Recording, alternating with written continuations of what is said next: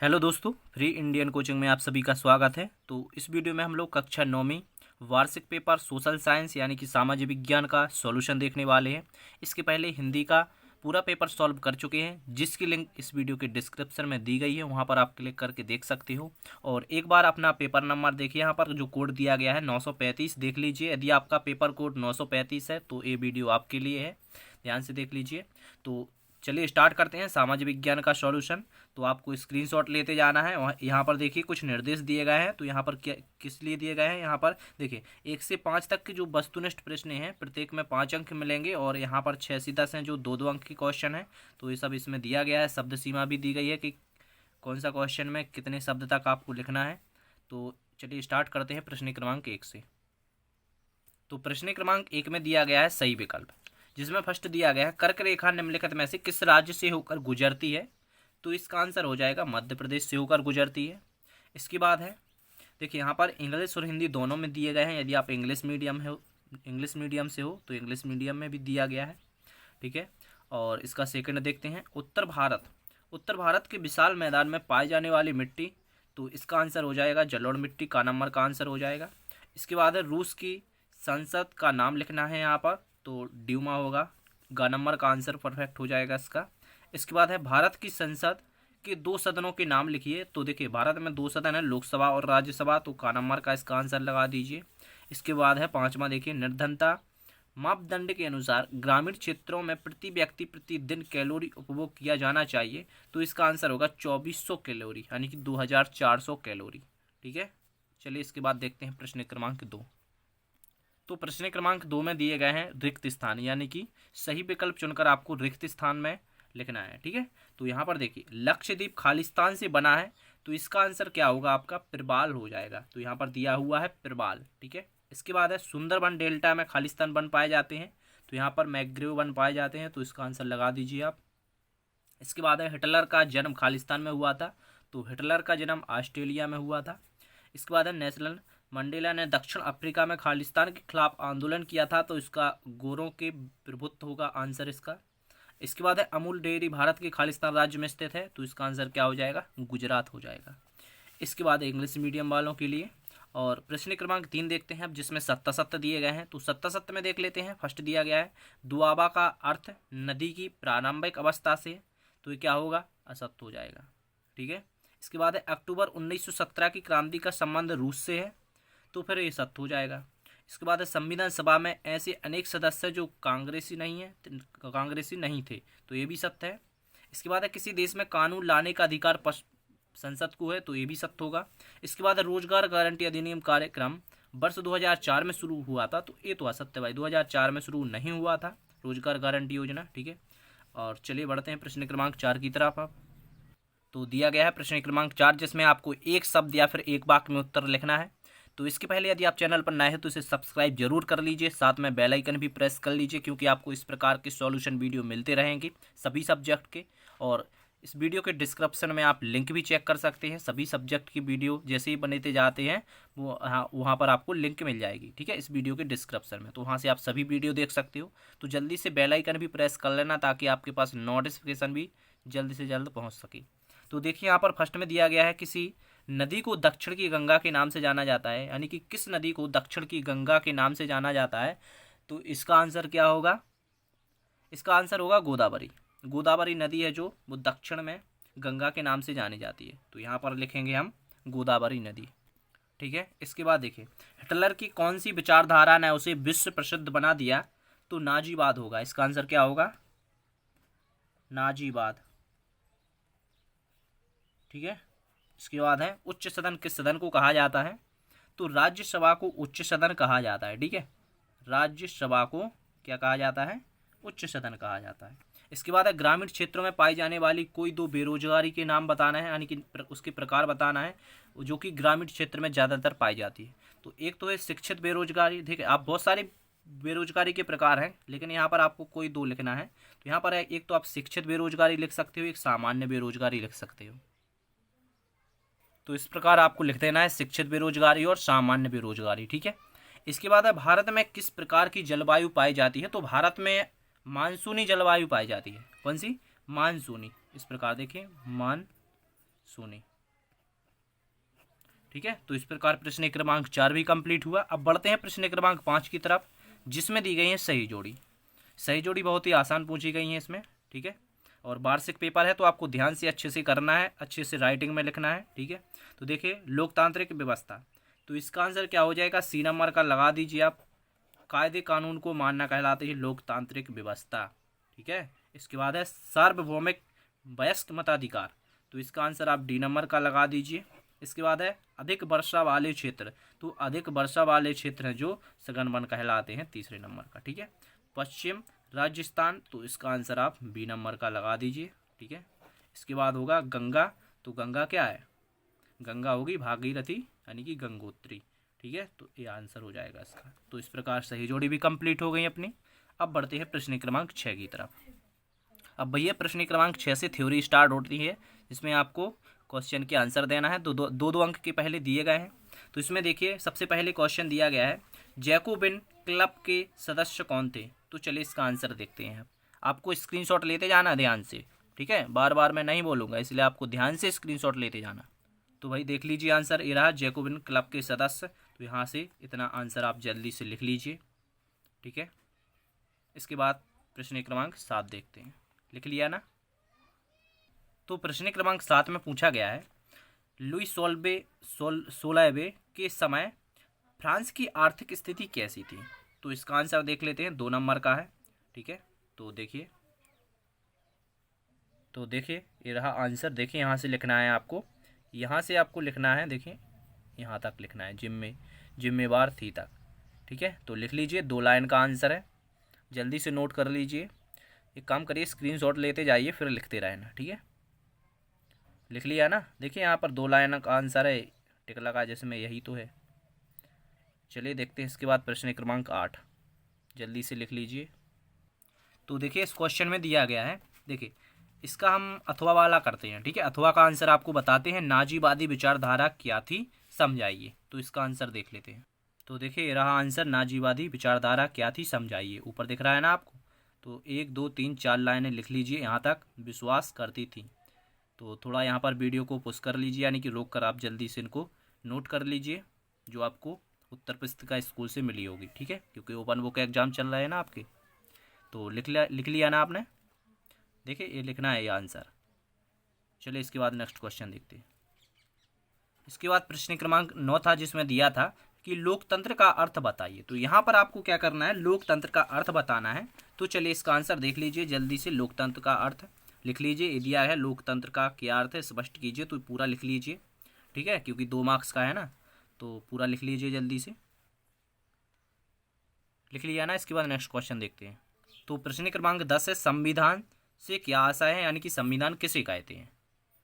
तो ये रहा आंसर। देखिए संविधान क्या है, देश का सर्वोच्च कानून, इसमें किसी देश की राजनीति और समाज को चलाने वाले मौलिक कानून होते हैं। तो इस प्रकार इसका आंसर आप लिख लीजिए। या फिर देखिए आपकी सामाजिक विज्ञान की जो बुक है ना सोशल साइंस की, उसमें दिया हुआ है कि संविधान क्या है, तो उसमें से भी आप लिख सकते हैं, उसमें और अच्छे से परिभाषा दी गई है। ठीक है, या फिर आप ये भी लिख सकते हो।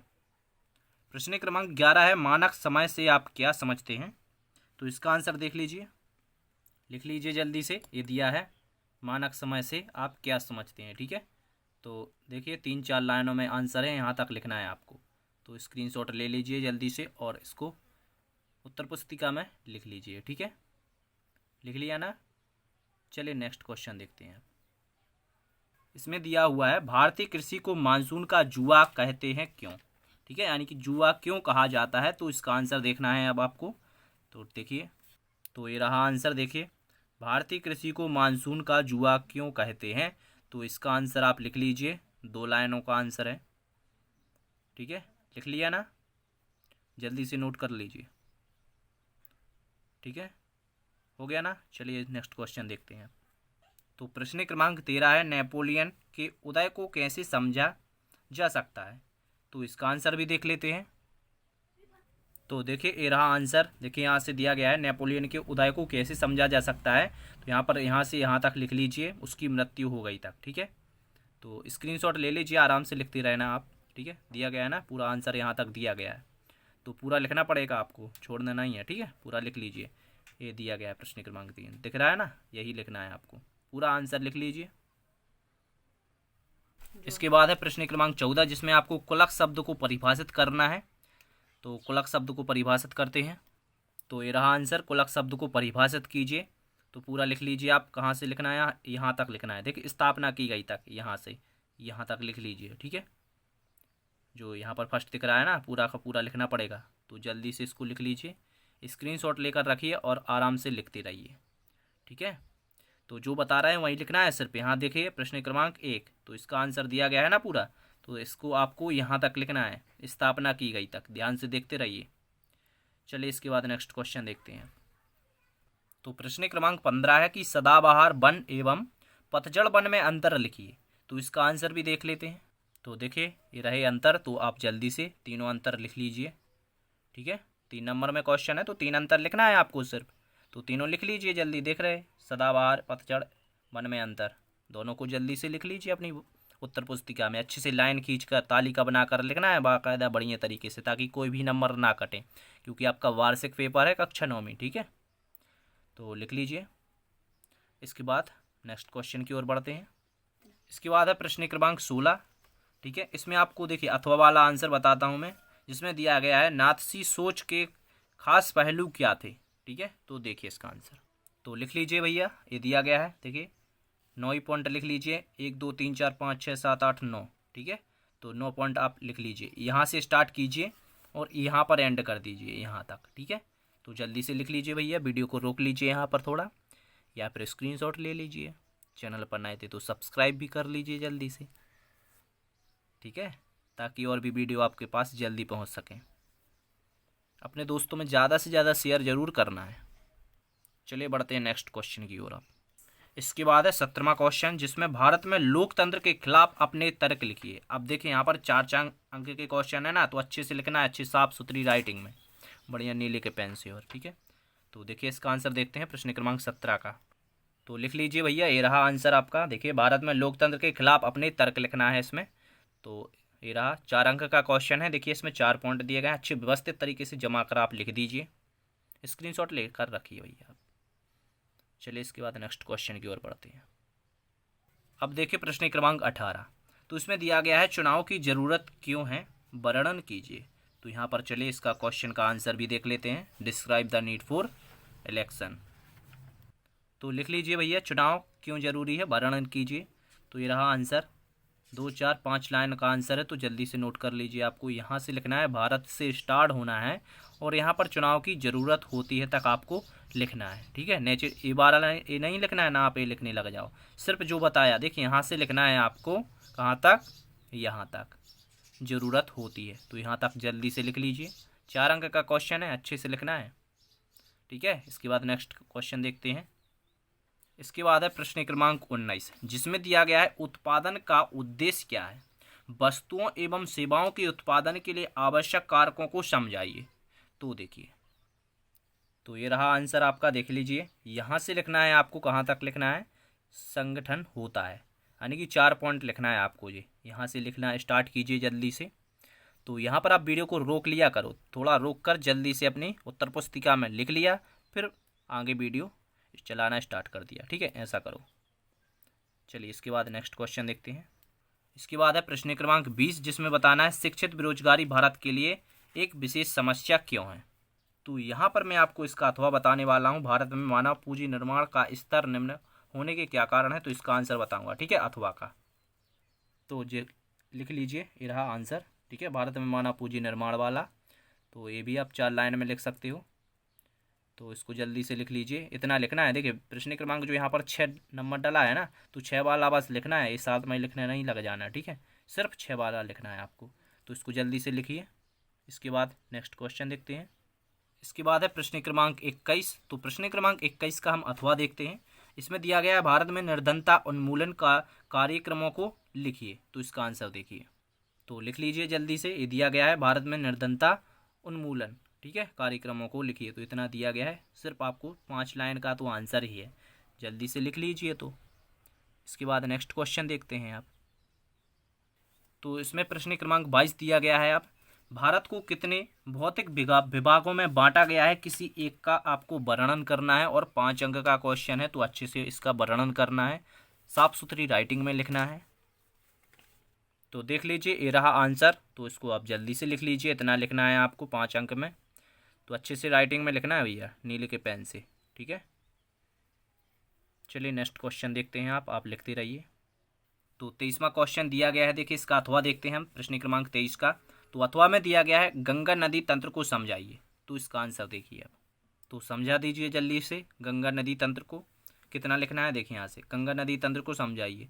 तो यहाँ से भारत से स्टार्ट होकर आपको झील पाई जाती है तक लिखना है। तो 1 2 3 4 लाइन लिख लीजिए, ठीक है। तो सिर्फ 4 लाइन लिखना है ना, आप आगे लिख जाओ, ये नहीं लिखना है आपको, सिर्फ ये 4 लाइनें लिखना है। तो लिख लीजिए इनको, ठीक है, जल्दी से लिख लीजिए। इसके बाद नेक्स्ट क्वेश्चन, तो प्रश्न क्रमांक 24 देख लीजिए। 18वीं सदी में फ्रांसीसी समाज की तीनों स्टेट के बारे में लिखिए। तो 5 अंक का क्वेश्चन है। तो देखिए ये रहा 18वीं सदी वाला आंसर। यहाँ से लिखना है आपको कहाँ तक वहन करता था। तो इतना लिख लीजिए यहाँ से यहाँ तक।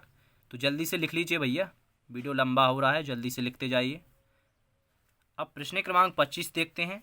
इसमें 25 का मैं आपको अथवा वाला बताऊंगा आंसर, ठीक है, जिसमें दिया है 1917 ईस्वी में जार का शासन क्यों खत्म हो गया।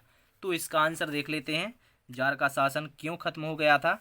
तो देखिए इसका आंसर रहा ये रहा। तो आपको इतना पूरा लिखना है, 1917 में जार का शासन क्यों खत्म हो गया था। तो इतना पूरा आंसर आप स्क्रीनशॉट लेकर रखिए और लिख लीजिए। इसके बाद लास्ट क्वेश्चन देखते हैं। लास्ट क्वेश्चन देखने से पहले आप जल्दी से, यदि अभी तक आपने चैनल को सब्सक्राइब नहीं किया है तो जल्दी से कर लीजिए, क्योंकि आपको इसी प्रकार के सॉल्यूशन वीडियो मिलेंगे, ठीक है। और साथ में बेल आइकन प्रेस करना है और अपने दोस्तों में इस वीडियो को कम से कम 5 लोगों में शेयर करना है। यदि आपने देखा तो पूरा आपको जो बेनिफिट मिला है वो दूसरों को भी मिल सके, तो आप कम से कम अपने दोस्तों में व्हाट्सएप पर 5 लोगों को शेयर कर दीजिए। इसके बाद 26वां आंसर देखते हैं, लास्ट क्वेश्चन है और ये। तो इसमें मैं आपको अथवा वाला आंसर बताऊंगा। प्रश्न क्रमांक 26 है, जो कि लोकतंत्र की विशेषताएं लिखिए। 50वीं पेज पे दिया गया, परीक्षा अध्ययन में देख लीजिए, दिया गया है ना, देखिए दिया है। तो जल्दी से इसको लिख लीजिए आप। लास्ट क्वेश्चन था, तो इतना पूरा लिखना है आपको स्टार्टिंग से लास्ट तक, ठीक है। तो वीडियो को लाइक कर दीजिए। थैंक यू, मिलते हैं नेक्स्ट वीडियो में। और डिस्क्रिप्शन चेक कर लीजिए, लिंक दी गई होगी अदर सब्जेक्ट की वीडियो देखने के लिए। Thank you.